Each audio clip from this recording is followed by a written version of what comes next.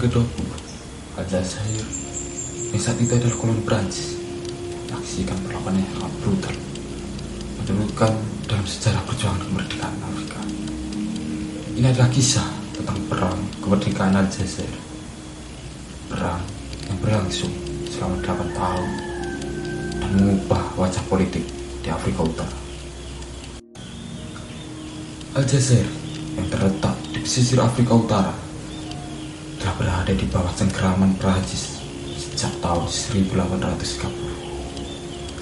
Selama lebih dari 130 tahun, bangsa Aljazair berjuang keras untuk mempertahankan identitas mereka. Namun, kehadiran kolonial Prancis semakin mendalam dengan kontrol ketat atas sumber daya alam dan kebijakan asimilasi yang keras. Pada tahun 1950-an, ketidakpuasan terhadap pemerintahan kolonial Prancis semakin besar. Pada Aljazair, sebagian besar adalah penduduk pribumi yang terpinggirkan. Mereka mulai menyadari bahwa kebebasan hanya bisa mereka capai melalui perlawanan bersenjata. Ketegangan memuncak pada 1 November 1954 ketika sekelompok pejuang kemerdekaan yang dikenal dengan nama Front de Liberation Nationale atau disebut dengan Front Pembebasan Nasional yang mulai melancarkan serangan simultan di seluruh Aljazair, menandai awal dari perang yang mengubah segalanya. Dengan tujuan untuk mengusir penjajah Prancis dan merebut kemerdekaan, FLN memulai serangan terhadap infrastruktur kolonial, termasuk pos-pos militer, fasilitas pemerintahan, dan simbol kekuasaan Prancis lainnya. Serangan ini menandakan awal dari perang kemerdekaan Aljazair yang penuh kekerasan, dengan kedua belah pihak saling menerapkan taktik brutal. Prancis yang merasa kehilangan kontrol atas koloninya yang sangat penting ini merespon dengan kekuatan militer yang besar. Tentara Prancis menggelar serangan balasan yang tak kenal ampun.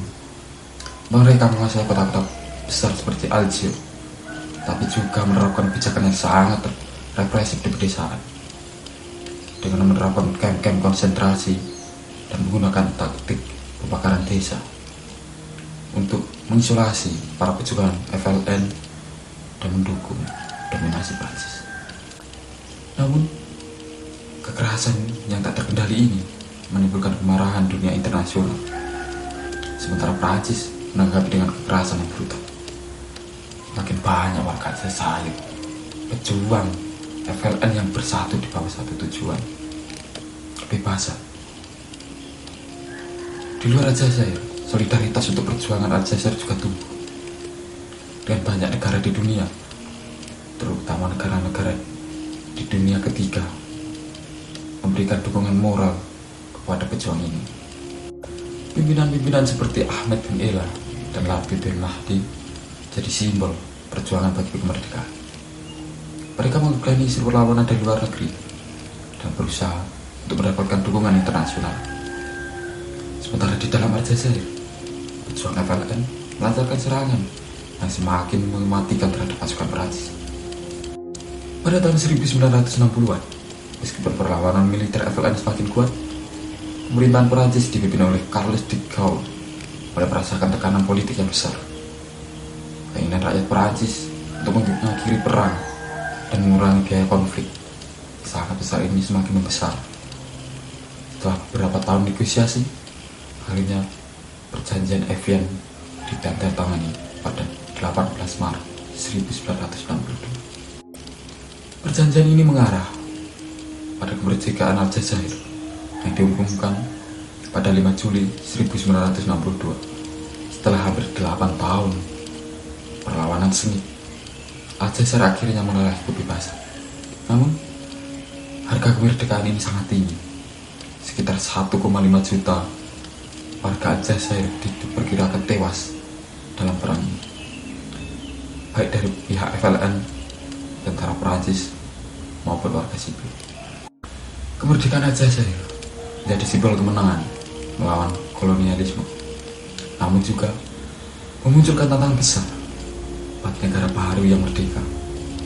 Meski begitu, keberhasilan Aljazair dalam merebut kemerdekaan dari kekuasaan Perancis memberikan inspirasi bagi banyak negara di seluruh dunia yang juga berjuang untuk kebebasan mereka. Perang kemerdekaan Aljazair adalah perjuangan untuk kebebasan yang penuh dengan pengorbanan, kerasan, dan keteguhan hati. Ini adalah kisah tentang semangat bangsa yang tidak akan menyerah meski dihadapkan dengan tantangan yang sangat besar. Perang ini menandai akhir dari kekuasaan kolonial Perancis di Afrika Utara dan membuka jalan bagi banyak gerakan kemerdekaan di seluruh benua Afrika.